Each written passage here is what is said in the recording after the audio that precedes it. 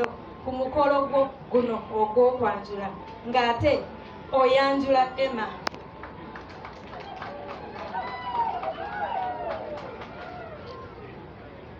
Ssebo Emma n'abantu bobozze nabo twabadde tweraliikiriddemu ng'akadde kagenze ne ŋŋamba abako potholes zibamize.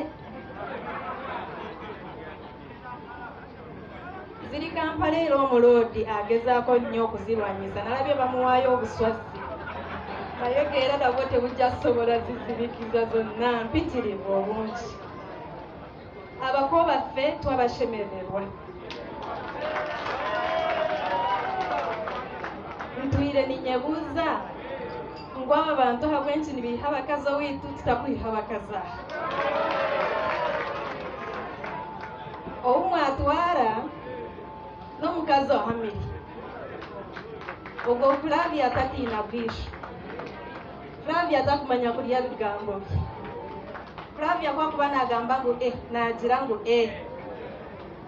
Emma, Flavia ogwo otatiina, sometimes she will be really straight with you because she's a straight up woman.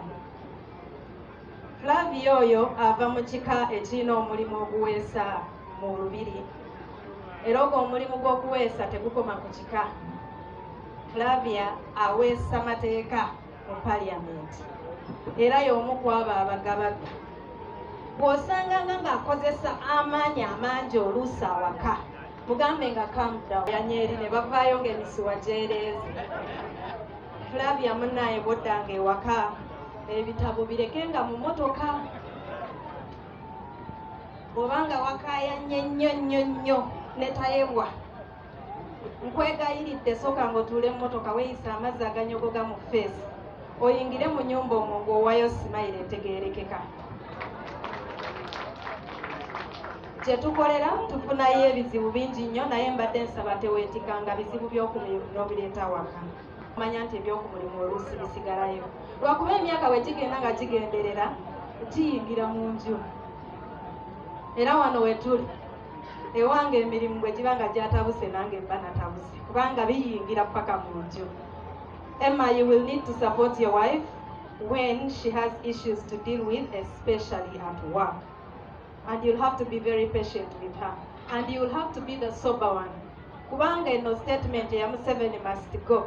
Egenderako ebikolwa bingi era obuluusi bibafuula very angry. Kuba ebiri ebwere eno binyiiza. Flavia njagala kukwebaza oku-encouraginga ebiseera ebisinga era nga kyali wange omutuufu. Babagambye nti Flavia yasoma masters, ali mu kusoma masters ya International Human Rights Law. Eyo nagimala yango neebuuzeeko. Naye okugenda okusoma masters eyo namala kwebuuza ku Flavia kuba nali mmanyi agisoma. Naŋŋamba genda obimaleko, si bizibu nnyo era wankalubiriranga nagendanga nannyambako. Yoyo kyali wange kyamanyi takitereka akigabanako ne banne. Abantu b'omu Kasanda mbaagala nnyo era ekitongole kyange ekya Caring Hearts Uganda tubadde nga mu bitundu byeyo Rwanjiri mu masomero geeyo. Ani ava e Rwanjiri wano? Yeeno Rwanjiri amasomero ga munno tubadde tugayitamu nga tubangula abawala okutunga sanitary pad ng'era tubakubiriza okusigala mu masomero bamaleko amasomero babeere nga kyali wange oyo girl from Buteeka. Twagala abazadde muweerere abaana bammwe kaabe muwala kaabe mulenzi tubadde pinga tosomye ate omwana tasobola kwetwala ku ssomero omuzadde ogwo mulimu gwo.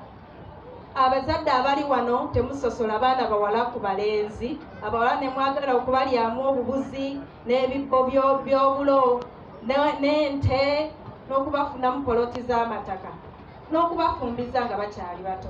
Aba teyasoma munsonyiwa obwobaka nina okuyisaako kubanga ogwo mulimu gwange okukubiriza abazadde okusomesa abaana ab'obuwala. Nsembayo n'okuleeta omubaka owufe wa pulezidenti. Yatulabiranga ku distance n'atwegomba, ne yegomba engeri gye bampisaamu ng'era agamba nti nnyirira kubanga manyi bandabirira. Kituufu ekyo mwami Nsamba, naye bye mulabako mu kamera bye bitono.